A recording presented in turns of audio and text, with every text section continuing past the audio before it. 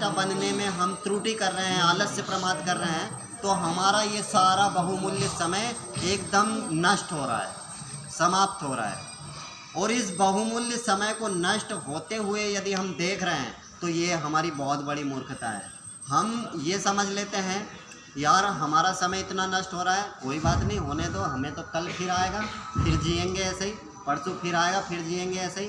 तो ज़रा सोचो, इस शरीर की रचना के लिए, एक एक नसनाड़ी की रचना के लिए, मस्तिष्क की रचना के लिए, हृदय, लंग्स, फेफड़े, गुर्दे, एक एक अंग की रचना के लिए परमात्मा ने कितनी गहन ज्ञान का प्रयोग किया, कितना गहन ज्ञान का प्रयोग किया है। लेकिन हम उस समय को भी, शरीर को भी ऐसे नष्ट कर रहे हैं जैसे हमें मतलब इसकी कोई कीमत ही नहीं है। हम जानते ही नहीं है कि शरीर वास्तव में है क्या चीज़। यदि आपसे कह दिया जाए कि एक आँख बनाइए, तो एक जन्म क्या, हजारों जन्मों में भी आँख नहीं बन पाएगी, न कान बन पाएगा, न शरीर का कोई अंग बन पाएगा। फिर भी इतने कीमती शरीर को हम इतनी मूर्खतापूर्वक नष्ट कर देते हैं, इतने कीमती समय को भी मूर्खतापूर्वक नष्ट कर देते हैं कि हमें होश ही नहीं है। हम जैसे हमारे हाथ में अमृत आया और कीचड़ में फेंक दिया, अमृत आया और कीचड़ में फेंक दिया। ऐसी बहुत सी बातें हैं, हम इतने नासमझी पूर्वक जीवन जीते हैं कि बहुमूल्य समय हमारा नष्ट होता जा रहा है, होता जा रहा है, और हम इतने लापरवाही मतलब अलमस्त हो गए हैं कि सारी बहुमूल्य चीज़ें हमारे शौक और सुख के लिए सब हम फेंक देते हैं। हमें चाहिए सुख, और सुख होता है क्षणिक, समझना।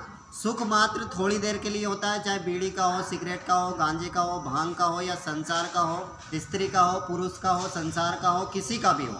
सुख होता है क्षणिक और थोड़ी देर के लिए आता है और चला जाता है। उस क्षणिक सुख के लिए हम अपना समय भी नष्ट करते हैं, शरीर भी नष्ट करते हैं, और फिर हम ये कहते हैं कि हम तो बहुत ज्ञानी हैं, हम तो बहुत समझदार हैं। नहीं, हम ये सीख जाएं कि चाहे कितना ही सुख हमें आकर्षित करे, कितना ही सुख हमें दिखाई दे, हम सुख को कभी महत्व नहीं देंगे। हम अपनी आत्मा को महत्व देंगे, अपने आत्म कल्याण को महत्व देंगे। बस मैं आप लोगों से यही प्रार्थना करता हूँ कि इस यात्रा के दौरान सांसारिक चर्चा बिल्कुल भी ना करें, पूरी आध्यात्मिक चर्चा करते चले और झूमते चले, मस्ती में चले, गाते चले, और एकदम सारे परिवार की चर्चा को भूलकर माई के भजन में, उस भजन के चिंतन में और अपने गहरे विचार में अपने अंदर किसी भी प्रकार के दुर्गुण, दुर्विचार, दुर्भावना आने ही मत दो, और संसार की कोई चर्चा मत आने दो, और झूमते हुए, गाते हुए, भजन करते हुए यात्रा का आनंद लीजिए। और जल्दीबाजी, हड़बड़ाहट या चिंता या टेंशन या तनाव या दुख से डरना या सुख की तरफ जाना, ये सब भाव को नष्ट करते हुए एकदम आनंद से यात्राएं करें। अब शांति से आंखें बंद करके प्रणव ध्वनि का उच्चारण करेंगे। गहरी लंबी श्वास खींचिए। ओम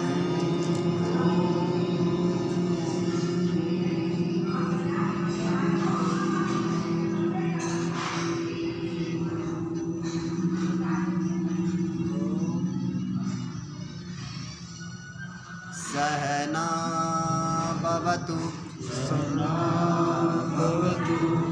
सहनौ भुनक्तु,